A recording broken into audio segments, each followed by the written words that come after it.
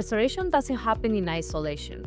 Around the world, countries are linking their restoration efforts to broader goals like biodiversity conservation, climate action, and sustainable development.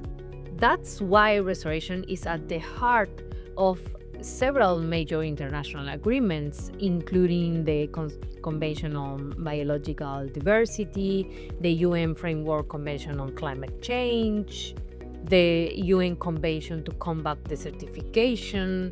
These frameworks recognize restoration as a key strategy to reduce risk, build resilience, and improve well being at scale.